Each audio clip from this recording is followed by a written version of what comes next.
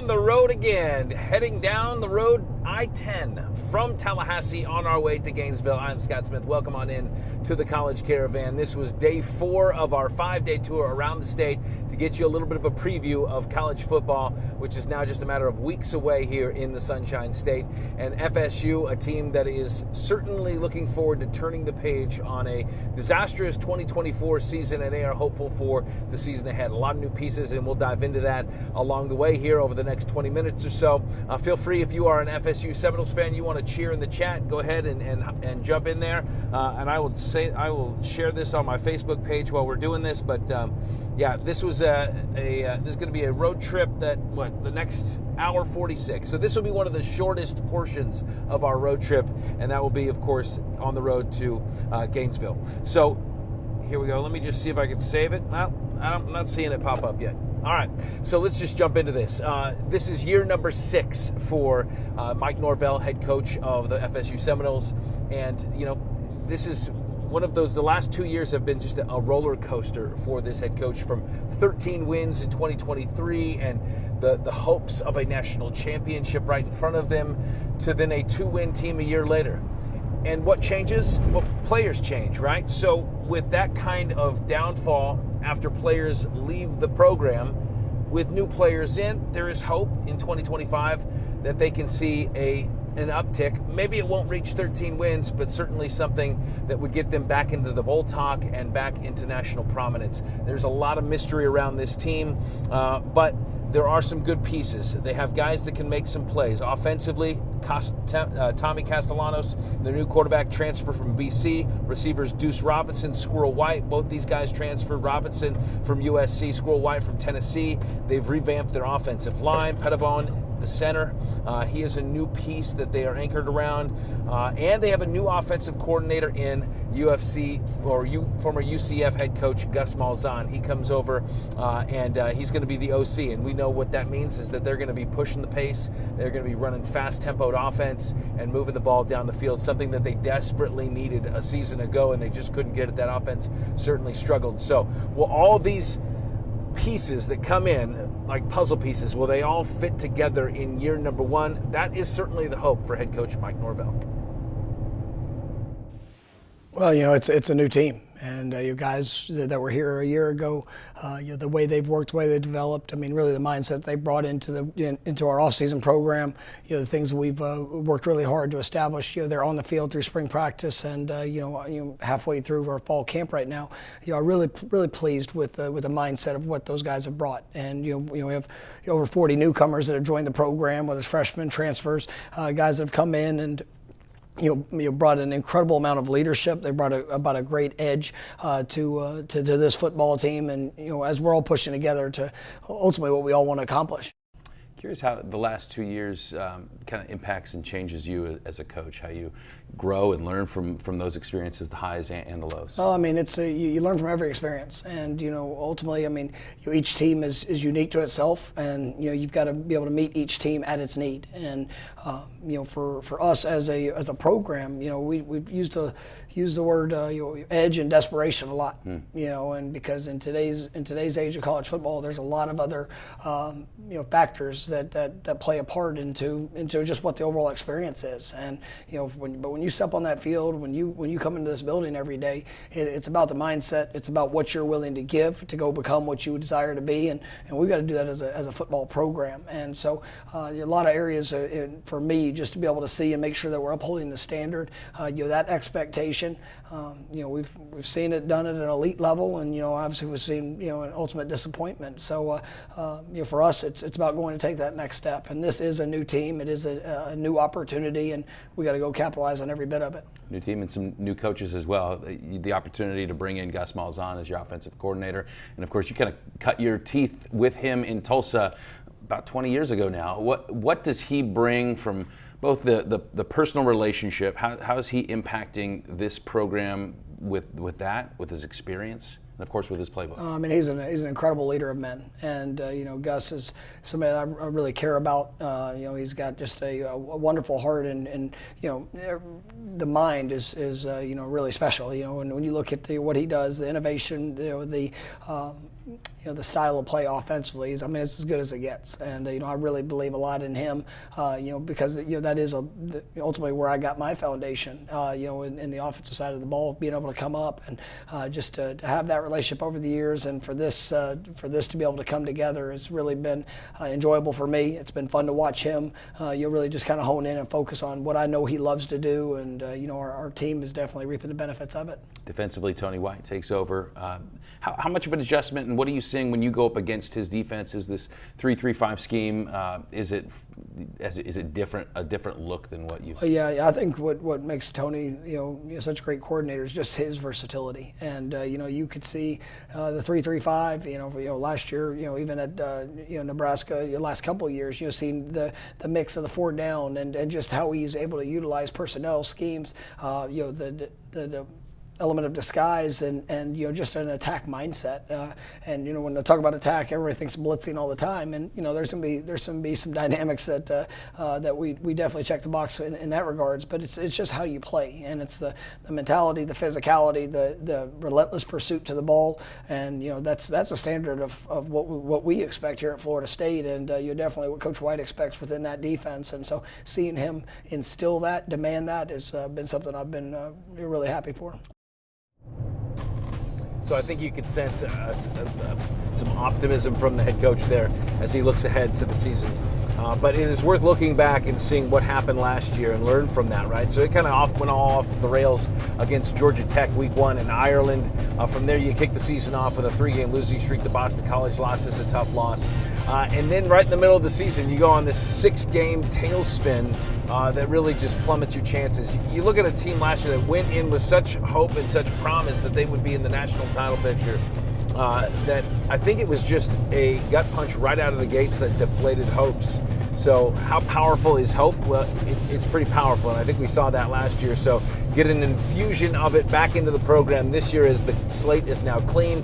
The players tell me today that while they remember and they can learn from the lessons of last year, they're certainly not dwelling on it. Just wiping the slate clean.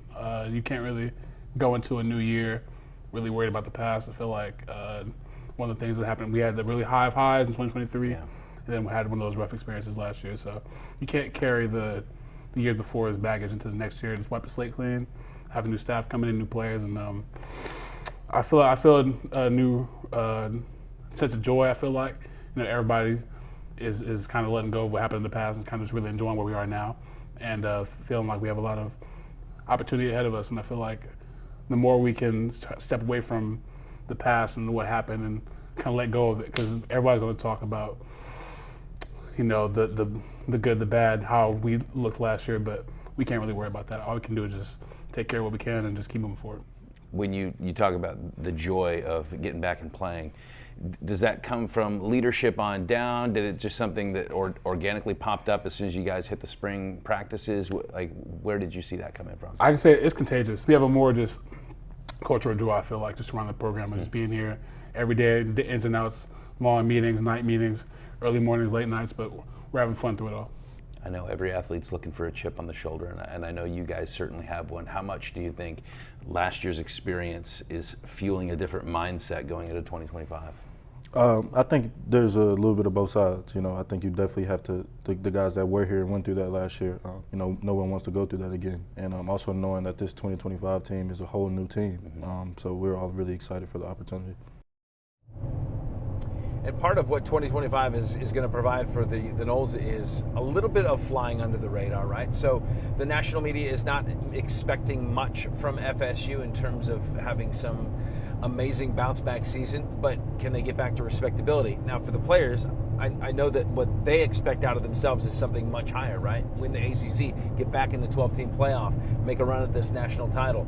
And so I think from their perspective, right out of the gates, you got Bama, game number 1, the stage, the limelight, and all the eyeballs will be on that game. So can they spring the upset? Playing a little underdog in their home stadium is something that I think that they're really excited about being able to do.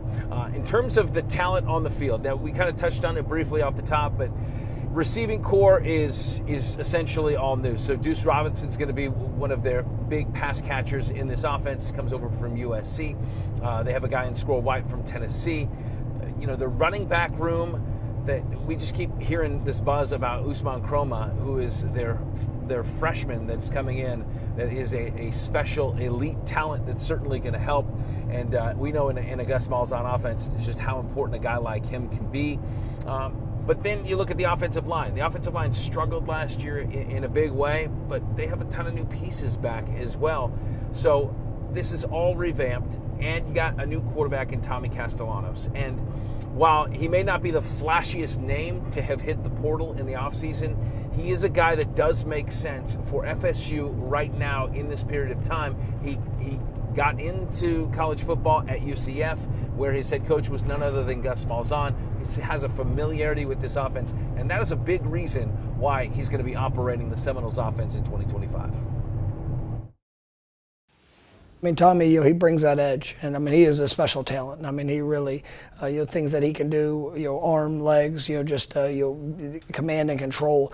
But what I love about him is just his, off the field, and how he is with his teammates. The things that he's been able to pour in for them, to them, and just watching guys rally, around Tommy is really special. And obviously Gus and Tommy go back for a good while from the days at UCF, and just seeing the way that Tommy has continued to grow, and obviously Gus coming in and being able to adapt and adjust things to the personnel of what we have, and there's a lot of excitement seeing those two work together.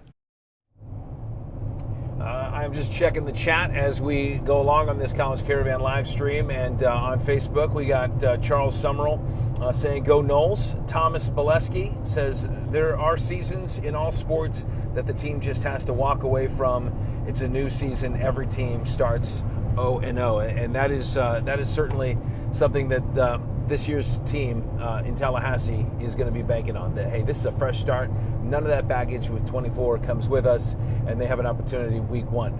Now, I will say, being on campus, that the first thing you see when you pull in is all the construction taking place around the football facility. There's a new 150,000 square foot football facility. It is weeks away from being opened. This thing is stunning.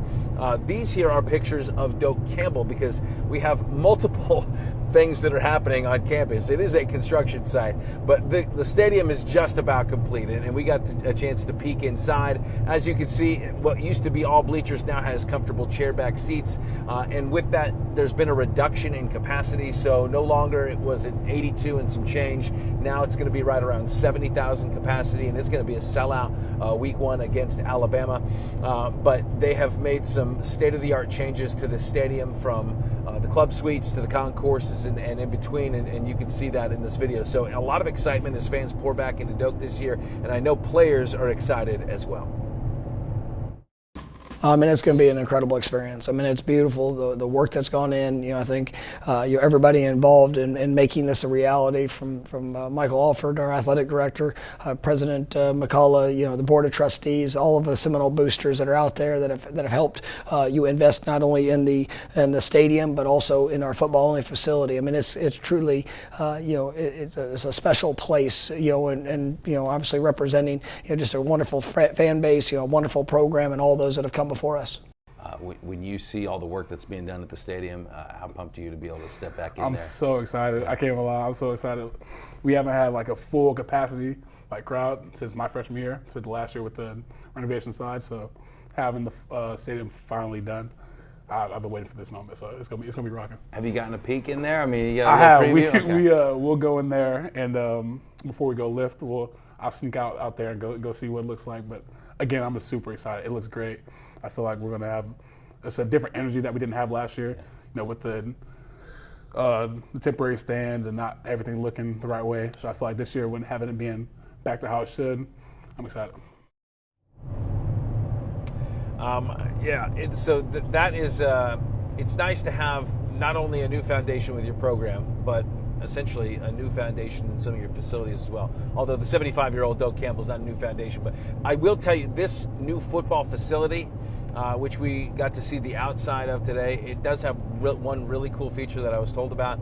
They have an indoor practice field, so it's kind of like their walkthrough field, and it's a kind of a mini scale, but it has a large video board on one end that they can do virtual reality on. So this thing's state of the art, from nutrition to recovery.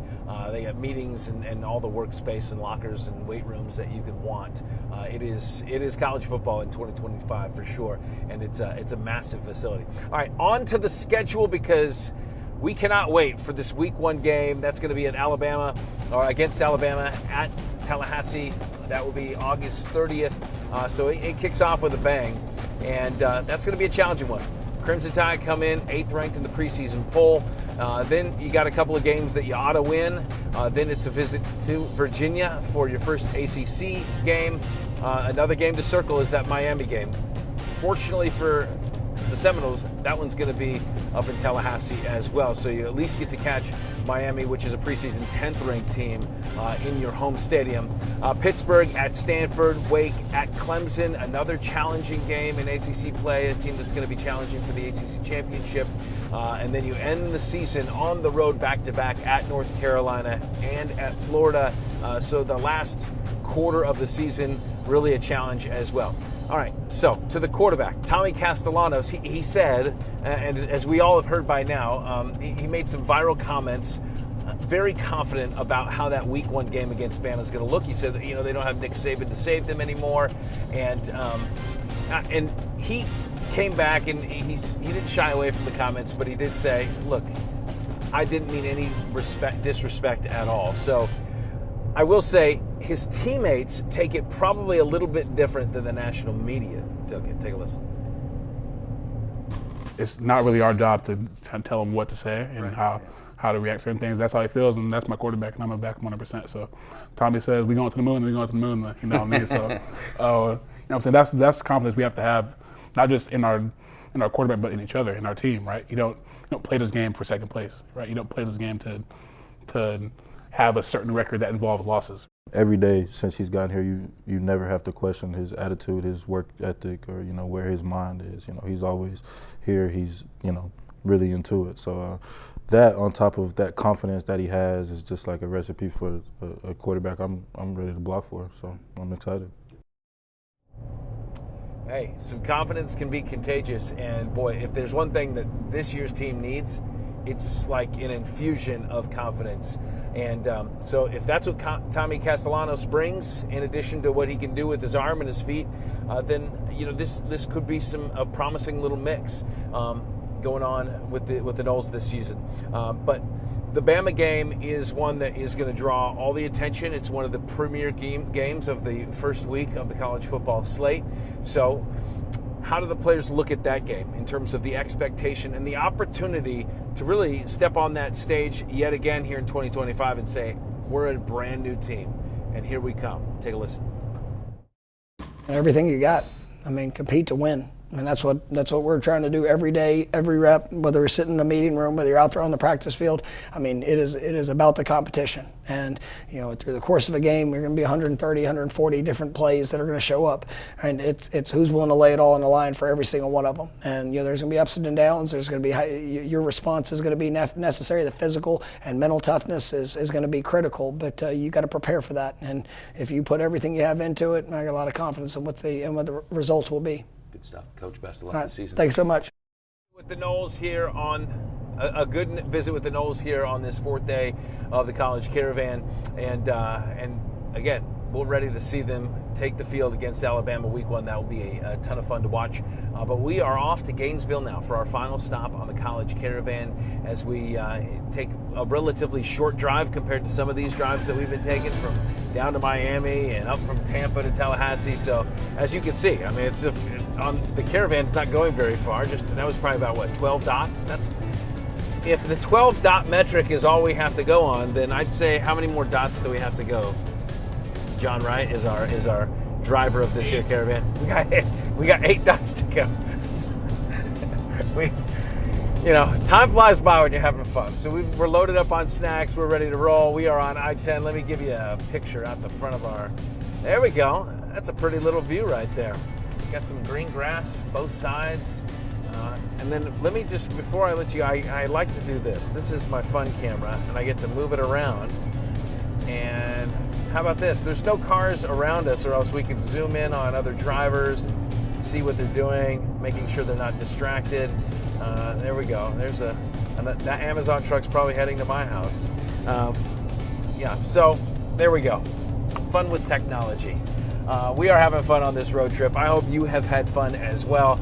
With one more stop to go, don't forget, leave comments down below, questions, whatever you have for us. We want to engage you on this caravan. It's not simply about us connecting with the teams, but we want to connect them to you, the viewers, the fans, because I know we're all a bunch of college football fans here. What do you got for me? We do have some comments, but it looks like some of those comments are from bots, so I'm not going to read those. Anyway, hey, it's been great. We will continue our trek, and we will catch up with you same bat time, same bat channel tomorrow. Here's a view out the windshield on our College Caravan. Thank you for watching. We'll see you right back here tomorrow.